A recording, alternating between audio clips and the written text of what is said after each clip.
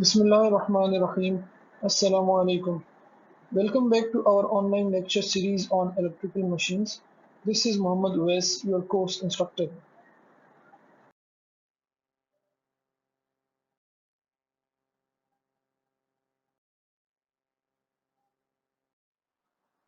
So students, last week we completed the topic of equivalent circuit of an induction motor. There we actually derived the per phase equivalent circuit of an induction motor. Apart from that, we also discussed the power flow diagram of an induction motor. आपको याद होगा उसमें हमने देखा था कि different stages के ऊपर डिफरेंट लॉसेस आ रहे थे and after completing that topic हमें ये पता चला कि हमारे पास कहाँ कहाँ के स्टेज के ऊपर कौन कौन से लॉसेस अकर हो रहे हैं इन एन इंडक्शन मोटर. आज की क्लास के अंदर हम इंडक्शन मशीन ही को डिस्कस कर रहे हैं, इंडक्शन मोटर इन पर्टिकुलर, और हम पावर एंड टॉर्क के जो फर्दर रिलेशनशिप है उसको देखेंगे और आगे चल के कुछ और करेक्टरिस्टिक्स को भी देखेंगे इंशाल्लाह इंडक्शन मोटर के. So let's start our today's lecture. So students, here is the equivalent circuit of N induction machine जो हमने लास्ट टाइम ड्राइव किया था. आज हम इसी सर्किट से अपनी एनालिसिस कंटिन्यू करेंगे in order to find out the power and torque for an induction machine. So if you pay attention, the current which is I1, ठीक है, this can be actually found out if we somehow are able to find out the equivalent impedance. ठीक है, equivalent impedance का मतलब क्या है कि जो total equivalent impedance है अगर वो मुझे पता चल जाए per phase circuit की, so then I will be able to find out this current I1. Remember, this is per phase equivalent circuit. ठीक है जी. सो उसके लिए हमें क्या करना पड़ेगा जी, बड़ी आसान सी चीज़ है जो हम पीछे सर्किट थ्योरी में करते आए हैं, आपने मल्टीपल कोर्सेज में किया होगा. We have to find out the equivalent impedance. So equivalent impedance में हमारे पास कौन कौन से पार्ट हैं? If you pay attention, we have two parts basically. एक मेरे पास ये पार्ट आ जाता है जिसको मैंने R1 प्लस JX1 कहा है, जो आप यहाँ देख सकते हैं. ठीक है, और इसके अलावा जो दूसरा पार्ट है मेरे पास, it is actually this ZP. This what is ZP? ZP is actually referring to the impedance of this branch जो आपको यहाँ नजर आ रही है. ठीक है, सो अब आपको क्या नजर आ रहा है? ZP में मेरे पास कौन कौन से कंपोनेंट्स हैं? I have this resistance R2 over S and JX2 in series with each other, and then they will be in parallel with RC and JXM. Remember, this is my uh, core component. Okay, so this RC is representing core losses, whereas this XM is actually representing the magnetization in the core. चलिए, so now we are able to find out the we will be inshallah able to find out the equivalent impedance. So ZP can be simply given as you can see, तीनों parallel में हो जाएंगे, और this is actually the series combination of these two resistors. So if these three resistances are in parallel, then we also know कि जब parallel में resistances होती हैं तो we can write down this relationship. So reciprocal, ठीक है, of the total resistance is actually equal to the reciprocal sum of reciprocal of individual resistances. ठीक है, अच्छा जी, इसको मजीद थोड़ा सिंप्लीफाई करते हैं. What is 1 over RC? So 1 over RC can be written as GC. ठीक है, what is this GC? This is my conductance. ठीक है, तो inverse of resistance, where as BM is my susceptance. So it is reciprocal of your reactance. सो ये हम अपनी आसानी के लिए इस फॉर्म में से लिख रहे हैं, जरूरी नहीं है कि आप इस फॉर्म में से लिखें. ठीक है जी. So now this is my 1 over ZP. So if I want to find out ZP, then ZP can be given as 1 over this entire term. ठीक है जी. So now this is my ZP. So if I know this ZP, I can then simply get to know my equivalent impedance. So now this is my equivalent impedance. तो I hope students ये चीज आपको समझ में आई होगी. ये कोई नई चीज नहीं थी, जो हमने ENA LCA के अंदर जो हमने कंसेप्ट्स पढ़े होंगे उनको यूज करते हुए we have found out the impedance. ठीक है, the total equivalent impedance Z equivalent can be seen here. Okay, so once I know the value of this current I1, I can find out some of the power components in this circuit. देखिए हमारे पास this I1 is actually representing the current which is flowing from into the stator. Okay, जो supply की तरफ से current निकल रहा है और stator में flow कर रहा है.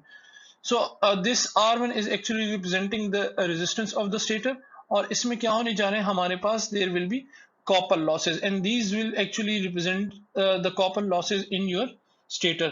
So then I can write down the stator copper losses as I1 square into R1. So आप शायद थोड़ा सा परेशान हो रहे हो कि हमने 3 क्यों लिखा है. Remember, this is per phase equivalent circuit. सो जब हम एक पूरे मशीन की बात करते हैं तो 3 फेजेस हैं, तो we multiply it with 3. So therefore we have written this 3I1 square into R1. Okay, so these are representing my copper losses. Copper losses के अलावा हमारे पास अगर देखें तो we have a core, stator core, ठीक है, विच इज दिस पार्ट. अब यहाँ पे क्या होगा, यहाँ पे भी हमारे पास कोर लॉसेस होने जा रहे हैं. और कोर लॉसेस को निकालने का बड़ा आसान तरीका है कि जनरली हमारे पास क्या होता है, this is given as 3E1 square into GC. ये आप कह सकते हैं पावर का इक्वेशन क्या होती है, पावर का रिलेशनशिप क्या होता है, it is V square upon R. ठीक है, so if V square upon R can be written as V square into G. ठीक है, where G is the conductance. तो ये चीज तो यहां से आ गई GC. ठीक है, ये RC जो मेरा कंपोनेंट है, इसी के अंदर मेरे पास लॉसेस हो रहे हैं. This is representing my power. ठीक है, पावर इन माई कोर. ठीक है जी. सो अब यहाँ पे आपके पास ये रिलेशनशिप आ रहा है. Which voltage is this? even is the voltage which is occurring at this point, which you are having at this point.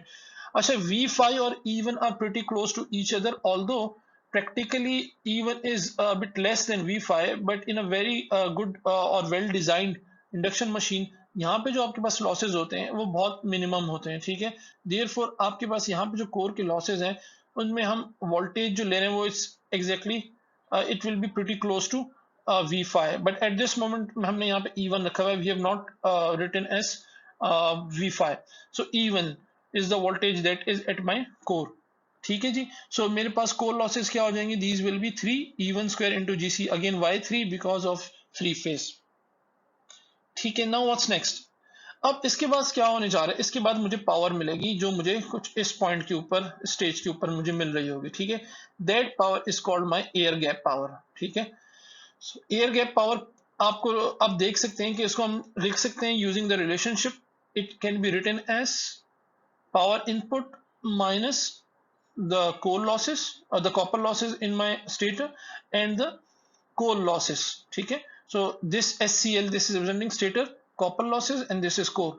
इन दोनों को माइनस कर दीजिए, इनपुट पावर से इनपुट पावर आपके पास यहां आ रही होगी. You will be able to get your air gap power. ठीक है जी. अब now this air gap power which you have determined at this point, जिसको मैंने यहाँ P से लिखा हुआ है, this will be is going to be consumed in this part. और इस पार्ट में हमारे पास क्या है, we have this resistor R2 और S. क्योंकि ये जो मेरे पास है this is just inductor an ideal inductor. ठीक है, आइडियल इंडक्टर में पावर आपके पास जीरो होती है, P is equal to zero. ठीक है, it only has reactive power. So P is this, P will be consumed in this resistor R2 और S. So मैं लिख सकता हूं power air gap is equal to 3I2 square into R2 upon S, यानी I square into R किया है. And what is the value of R? The value of R is R2 और S. ठीक है जी. So this is your air gap power. Okay students, अब इस circuit को हम थोड़ा सा मजीद सिंप्लीफाई कर लेते हैं अपनी आसानी के लिए. ये जो रेजिस्टेंस आपको नजर आ रही है R2 और S, this can be actually divided into two parts. ठीक है, mathematically I can write down R2 और S as equal to this term. ठीक है, दीज टू टर्म्स. और अगर आप इसको ओपन करेंगे you will see that this is exactly the same. Why? Because this R2 and minus R2 they are going to cancel out each other and you will be left with R2 or S again. ठीक है जी. So अब हम करने क्या जा रहे हैं कि इस रेजिस्टेंस को R2 और S को हम रिप्लेस करने जा रहे हैं by this this sum of resistances, यानी कि दो रेजिस्टेंसेस में हम इसे डिवाइड करने जा रहे हैं. अब मेरे पास जो नया इक्विवेलेंट सर्किट आएगा this will look like this.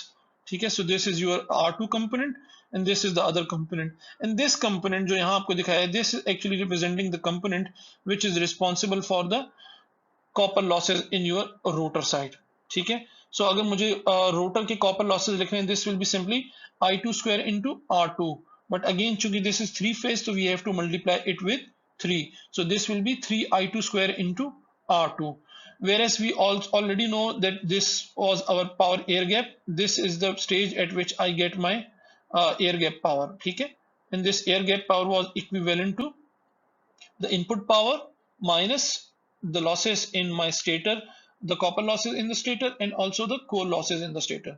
अब ये जो air gap power है, जैसे मैंने पिछली स्लाइड में बताया था कि this can only be consumed in this resistor. Okay, because you have this is an ideal inductor and you don't have any P part in this in a ideal inductor, you only have Q. सो अब मेरे पास ये relationship आ जाएंगे, जो ये relationship हमने पिछली slide पे देखा था और ये रिलेशनशिप अब हमने यहाँ पे डिस्कस कर लिया है. and if you divide these two terms together with each other, the relationship will be shown here. So आप यहाँ देख सकते हैं the rotor copper losses are actually related with the air gap losses in terms of the slip. S is representing your slip. अच्छा, इससे मुझे क्या पता चल रहा है? दिस मीन्स कि जितनी आपके पास स्लिप की वैल्यू कम है, उतनी ही आपके पास क्या होने जा रहे हैं, उतने ही आपके पास रोटर लॉसेस कम होने जा रहे हैं. अब स्लिप की मिनिमम वैल्यू 0 हो सकती है और स्लिप की मैक्सिमम वैल्यू क्या हो सकती है, हमारे पास 1 हो सकती है. So for instance if s is equal to 1, इसको देखें तो इसका मतलब क्या होगा? इसका मतलब ये होगा कि रोटर इज नॉट टर्निंग. ठीक है, s इक्वल टू 1 सिर्फ तब हो सकता है कि rotor is not turning. At that case, for that case, the value of s is equal to 1, and the rotor is not turning, and the air gap power is then entirely consumed in the rotor. देख सकते हैं कि आपके पास क्या हो रहा है कि जितनी भी air gap power थी वो it is being consumed by the rotor copper losses. ठीक है, इसका मतलब है कि आउटपुट पे आपको कुछ नहीं मिलने वाला है. And this is also logical because if the rotor is not turning तो आपके पास आउटपुट पावर क्या होने जा रही है, वो 0 होने जा रही है.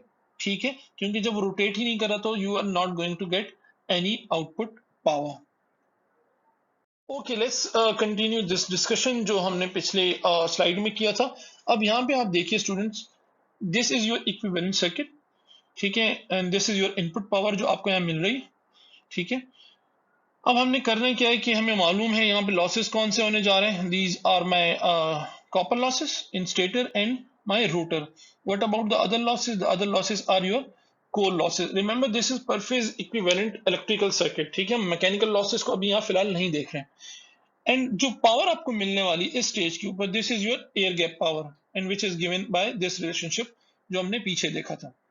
ठीक है जी, और उसके बाद आपके पास जो पावर कंज्यूम होगी इस रजिस्टर में, that will actually be your converted power. That will be the power which is now actually available to be used as for mechanical work. ठीक है, सो अब ये बेसिकली वो पावर है जो आपको मैकेनिकली मिलनी चाहिए if there are no losses.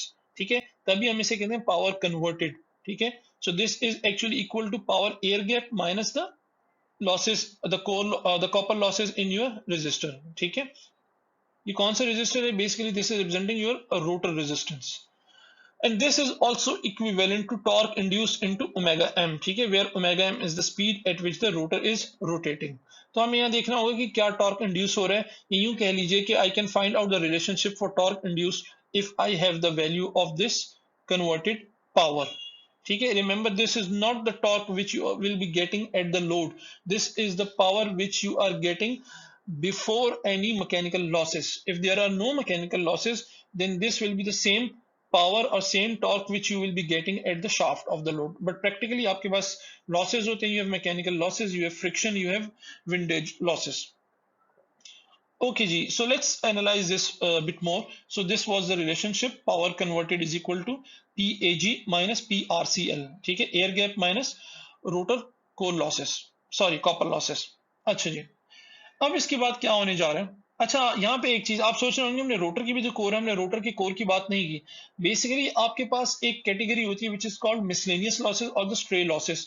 क्योंकि रोटर के कोर लॉसेस हमारे पास इतने नहीं होते, इस वजह से उनको हम वहां पे उनके साथ लंप कर देते, उनके साथ ऐड कर देते हैं as part of other losses. ठीक है, देयरफॉर हम यहाँ पे रोटर के कोर लॉसेस को डिस्कस नहीं कर रहे हैं. So now this relationship can be utilized, can be actually analyzed using these concepts जो हम पीछे पढ़ चुके हैं.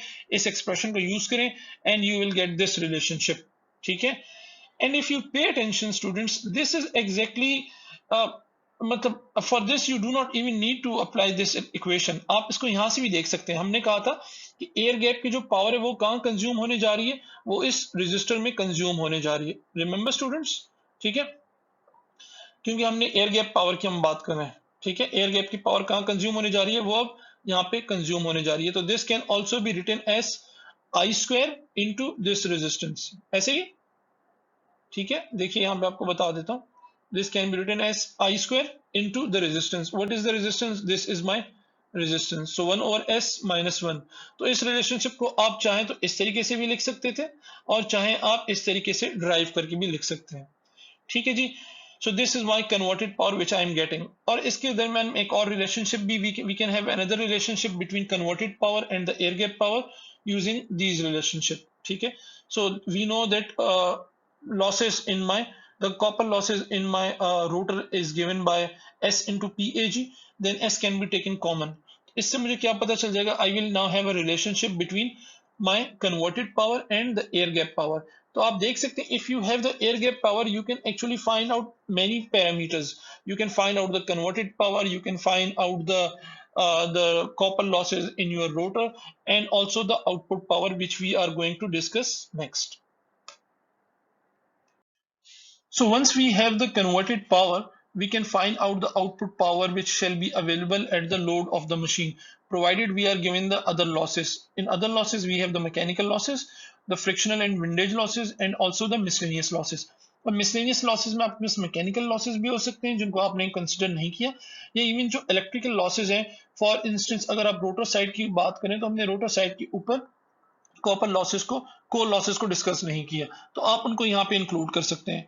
और एट टाइम्स कुछ सर्किट्स में हमारे पास जो स्टेटर के ऊपर जो इवन कोर लॉसेस होते हैं वो बहुत ज्यादा नहीं होते हैं, तो उस केसेस में भी हम लोग क्या करते हैं कि उस पावर को यहाँ पे इंक्लूड कर देते हैं. ठीक है.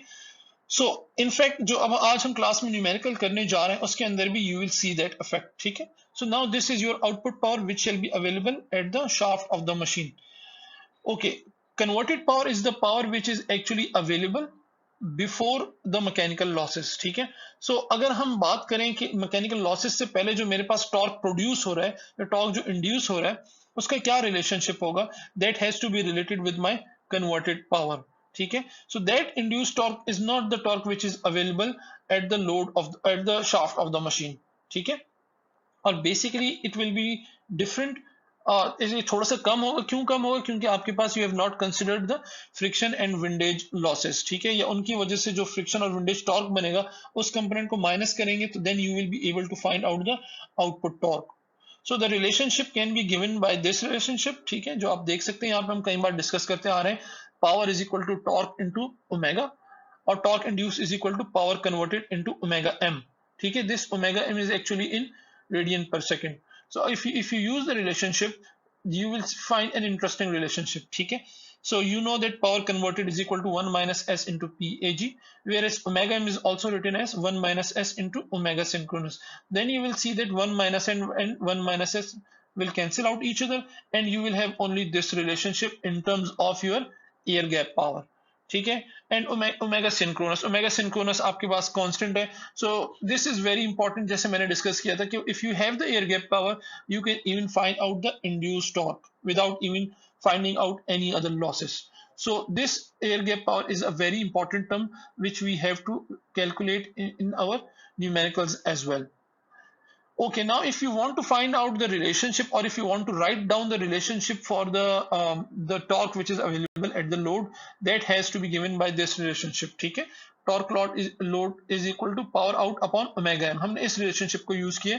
Remember this P out is not equivalent to PAG. In fact, P out is equal to P converted minus the two drops. ठीक है. चलिए after this discussion we are ready to solve an example और I hope इस example के बाद आपके concept मजीद clear हो जाएंगे. So this is the example which we are going to solve. This is example 7.3. So we have a 460 volt, 25 horsepower, 60 hertz, 4 pole Y connected, Y or star connected induction motor. ठीक है. It has the following impedances in ohms per phase referred to the stator circuit. तो ये हमारे पास circuit की जो parameters given है these are already referred to the stator circuit. और जो हमने इक्विवेलेंट सर्किट देखा था that was also referred to the stator circuit. So we have this R1 given by 0.641 ohms. X1 is also given here and R2 and X2 are also given to you. And here you have been given the value of XM. आप देख सकते हैं यहाँ पे RC की value आपको नहीं given. ठीक है. इसके पीछे एक वजह है. वो क्या वजह है आप सवाल पढ़िए आपको पता चलेगा. द टोटल रोटेशनल लॉसेस में हमारे पास कौन से होते हैं जी? आपके पास फ्रिक्शन लॉसेस है, आपके पास विंडेज लॉसेस है और जो मिसलेनियस लॉसेस है. ठीक है. इनको हम रोटेशनल लॉसेस कह रहे हैं. these are equal to 1100 watt and are assumed to be constant. देखिए इसके अंदर मिसलेनियस टर्म वाली भी एक पावर आ रही थी. ठीक है. जो लॉसेस को रिप्रेजेंट कर रही थी. जिसका जिक्र मैंने आपसे पिछली स्लाइड पे किया था। ये देखिए यहाँ पे आपको ये चीज प्रोवाइड भी की गई है। So the core loss is lumped with the rotational losses, यानी कोर लॉसेस का जो कंपोनेंट था जो स्टेटर में था, that has been actually lumped into the rotational losses. यही वजह है कि अब हमें आरसी की जरूरत नहीं है, ठीक है, क्योंकि आरसी रिप्रेजेंट करता है जो लॉसेस हो रहे हैं आपके कोर में। तो अब हमें आरसी की जरूरत नहीं है। इनफैक्ट अब जो हम इक्विवेलेंट सर्किट डिस्कस करेंगे that will not include RC. Okay, what else?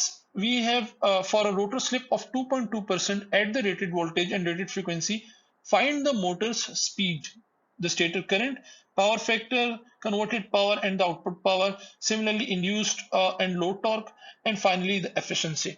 So अब ये इस पे हमने करना क्या है, जो पीछे रिलेशनशिप हमने पढ़े हैं उन्हीं को यूज करके we have to find out these terms. So let's move on and solve part A and then other parts as well. So in part A, we have to find out the speed of the motor, and speed of the motor is the speed at which the rotor is rotating. Okay, and this is given by this relationship. Nm is equal to 1 minus s into n synchronous. We know the value of s, it is given to us. Okay, and n synchronous has to be found out first. So n synchronous का relationship हम कई बार पढ़ चुके हैं, आपको याद हो जाना चाहिए. This is 120 fe upon p. तो इसके अंदर आपने सिंपली इसे पुट करना है, put in the values and you will get your answer in RPM. ठीक है, अगर आपको ओमेगा सिंक्रोनस चाहिए जो कि आगे चल के हम यूज करेंगे, so we have to convert this RPM into radian per second using the relationship which we have been using multiple times. ठीक है, सो 2 पाई से आपने मल्टीप्लाई किया और 60 से डिवाइड किया, then you will be able to get your answer in radian per second. ठीक है जी. So once you have this, you can find out the value of your rotor speed as well, which comes out to be 1760 RPM. अब देखें rotor की जो आपके पास speed है, this can never reach this. ठीक है, and synchronous speed, it is close but it is not equivalent to the synchronous speed. Otherwise आपके पास there will be no torque produced. ठीक है, चलिए, if you want to convert, you can convert it into radian per second as well, क्योंकि आगे चल के हो सकता है हमें ओमेगा एम की भी जरूरत पड़े. इनफैक्ट हमें इसकी जरूरत पड़ने वाली है. सो अब चलें नेक्स्ट पार्ट करते हैं. In next part we have to find out the current which is flowing into the stator, यानी कि we have to find out I1. So students, this is the equivalent circuit which we have now. In this equivalent circuit, you see that there is no RC component. Why? Because the core loss component has already been included into, it has been lumped into the rotational losses. So RC की हमें यहाँ जरूरत नहीं है. So we have to find out the current I1, and for this we have to find out the equivalent impedance. ठीक है, impedance निकालने के लिए हमें क्या करना है, ये जो हमारे पास नेटवर्क है रेजिस्टर या impedance नेटवर्क है जिसके अंदर हमारे पास रेजिस्टेंसेस और रिएक्टेंसेस हैं, we have to just simply solve this together. ठीक है, so then your equivalent impedance is given by this relationship. आप चाहें तो इसको ब्रेक कर सकते हैं. ठीक है, ब्रेक कर लें. फॉर इंस्टेंस आप चाहें तो इसको पहले सॉल्व कर ले, ये दोनों आपस में सीरीज में. ठीक है, so these two are in series with each other. So then let's call this as Z2, और जब आप करेंगे इनको सॉल्व करेंगे you will get your answer. ठीक है, कैलकुलेटर में पुट कीजिए बड़ी आसानी से, you will be able to solve this. Once you have this, आपको इसके बाद करना क्या है कि ये जो रेजिस्टेंसेज है this will be in parallel with JXM. ठीक है, तो अब जो आपके पास इन दोनों के पैरेलल इक्विवेलेंट आएगा उसको हम let that be the overall equivalent be equivalent to ZF. अपनी तरफ से हमने नाम दिया, you can write down, give it any name. ठीक है, so this is 1 over JXM plus 1 over Z2. ठीक है, ये चीज आपको यहाँ पे नजर आ रही है जो मैंने यहाँ पे जो equivalent impedance लिखी थी उसमें भी यहाँ पे दिखाई हुई है. So just plug in the values and find out this impedance. ठीक है, रिमेंबर आपको ख्याल करना है कि आपके पास जो फेज एंगल है उसको साथ रखते रहना है. ठीक है, उसको मिस नहीं करना है आपने किसी भी पॉइंट के ऊपर. And once you have this, then the final impedance is nothing but the series sum of the two resistances. ठीक है, जो स्टेटर की रेजिस्टेंस इंपेडेंस है और जो आपने इक्विवेलेंट अभी निकाल लिए, इनको आपस में ऐड कीजिए, you will get your total impedance. Finally the current will be nothing but per phase voltage divided by the impedance.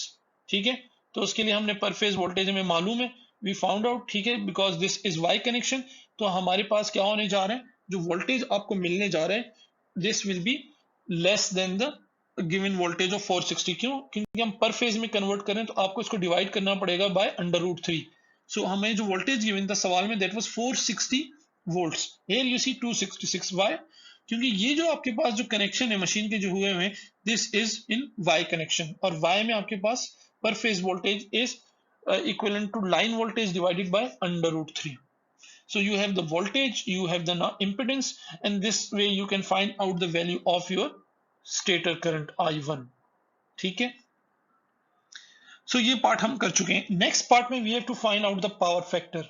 And power factor क्या होता है? Basically it's just cos of theta, and we already have the theta. You see the current I1 is lagging the voltage V5, so therefore this will be nothing but cos of this angle. So let's find out the power factor in our next slide. तो जैसे मैंने आपसे कहा power factor is nothing but just the cause of the angle.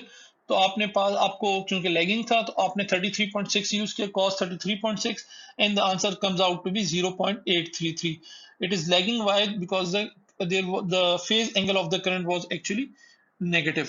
ठीक है जी, तो हमने power factor निकाल लिया है. अब what's next? In part D we have to find out the converted power, power converted and power out.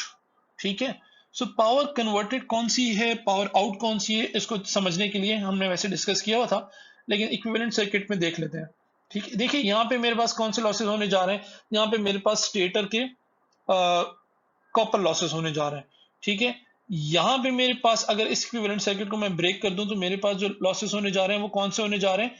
यहाँ पे एक रेजिस्टेंस का एक पार्ट आ जाएगा, ठीक है, जिसको हम ब्रेक कर देंगे, और मेरे पास जो लॉसेस होने जा रहे हैं those will be my copper losses in my rotor part. ठीक है, सो आपके पास क्या होने जा रहा है कि यहां पे अगर मैं स्टेज पे बात करूं, this is going to be your air gap power, power AG, और पावर एजी के बाद आपके पास ये लॉसेस आ रहे हैं. ठीक है, और अगर इन लॉसेस को आप माइनस कर दें तो यहां पे जो आपको पावर मिलने जा रही है ये कौन सी पावर होने जा रही है? This will be your power converted. ठीक है, so let's use these relationship and find out the required powers. ठीक है, so सबसे पहले हमें क्या करना चाहिए? We know this is the value of our input power. ठीक है, under root 3 into VT IL cos of theta. We use this relationship to find out the input power. Input power हमें इस तरीके से मिल चुकी है. Sorry. So now if we want to find out the air gap power, we first what we have to do, we have to subtract the stator copper losses from the input power. So उसके लिए हमें सबसे पहले stator के copper losses निकालने हैं, और वो क्या होंगे? Simply these losses will be represented by 3I1 square into R1. ठीक है जी, सो आपको वैल्यू मालूम है, I1 आप निकाल चुके हैं पिछले सवाल में. You just have to use the magnitude, remember, and then multiply it with R1, and then in this way you will be able to find out the core losses, the copper losses in your stator. Now if with this we are now ready to find out our air gap power. ठीक है, so air gap power will be nothing but input power minus the losses in the copper losses in the stator. So इस तरीके से I have now my air gap power, and now what I need to do, I have to find out this term PC, power converted. ठीक है, उसके लिए मुझे क्या करना चाहिए? अब मसला ये है कि I do not have I2. ठीक है, I2 नहीं है तो मैं यहाँ के लॉसेस अभी मुझे नहीं मालूम, बट मैं इसे इनडायरेक्ट वे से निकाल सकता हूँ. I know that power converted is equal to 1 minus S into PAG. This was the relation which we derived previously. So we have the value of S, we have the value of air gap power, then we will be able to find out the converted power. ये एक part था जो हमें निकालना था. So we now have our answer as 11,585 watts. What's next? We have to find out the output power, and output power is nothing but converted power minus the remaining losses. कौन कौन से losses है? जो rotational losses है मेरे पास. सो मैंने simply rotational losses को minus कर दिया from my converted losses. In rotational losses में हमारे पास, रिमेंबर, हमने कोर लॉस कंपोनेंट को भी, जो स्टेटर का जो कोर लॉस कंपोनेंट था वो भी इंक्लूड किया हुआ है. So this way you now have your output power as well, and if you want to convert it into horse power you can do that. अगर नहीं पूछा हुआ है तो जरूरत नहीं है, but you can do it any time. ठीक है, so now we have all our parameters known, and we are ready to find out the induced torque and the load torque. So the induced torque is nothing but air gap power divided by omega synchronous, जो हम पीछे निकाल चुके हैं. आप इस relationship को use करें and just put in the plug in the values. Omega synchronous हम ऑलरेडी निकाल चुके हैं. ठीक है, पहले पार्ट में हमने निकाला था, आरपीएम में आंसर आया था, हमने उन्हें उस वैल्यू को रेडियन पर सेकंड में कन्वर्ट कर दिया था. This way you shall have your induced torque. ठीक है, and if in order to find out the load torque, तो मुझे क्या करना पड़ेगा, I have to use the relationship power load divided by omega. ठीक है, तो मुझे पावर लोड या पावर आउटपुट पता चल चुके हैं, this will be omega M. ठीक है, output power divided by omega M. Remember ये जो हमारे पास रिलेशनशिप है, ये सिंप्लीफाई करके हमने रिलेशनशिप निकाला था। This relationship was actually given by the relationship power converted divided by omega M. ठीक है, ये रिलेशनशिप याद है कहां से आया था, तो बिल्कुल इसी तरीके से हमने ये रिलेशनशिप लिखा है, power out divided by omega M. ठीक है, सो ओमेगा एम भी हमें मालूम है, रेडियन पर सेकंड में हमने कन्वर्ट किया था। We this way we also find out our load torque as well. So in last part we have to find out the efficiency. Once we have all the powers, we know all the power. We have the input power, we have the output power. The efficiency is just a piece of cake. So it's just the ratio of output power divided by input power multiplied by 100. So this way you find out the efficiency, which comes out to be 83.7%. So I hope इस सवाल को करने के बाद अब आपको ये concept clear हो गया होगा कि हमने जो पीछे relationship ड्राइव किए थे उन्हें हम किस लिए यूज करते हैं और किस तरीके से यूज करते हैं। ठीक है स्टूडेंट्स, सो आज के लिए इतना ही रखते हैं स्टूडेंट्स। मुझे कुछ और कंसेप्ट आपके साथ डिस्कस करने थे, बट न्यूमेरिकल में थोड़ा सा ज्यादा टाइम लग गया, and I think it's better that we start the next topic in our next online lecture. इंशाल्लाह I see you in our next online lecture. Till then it's Mohammad Wais signing of. Allah Hafiz.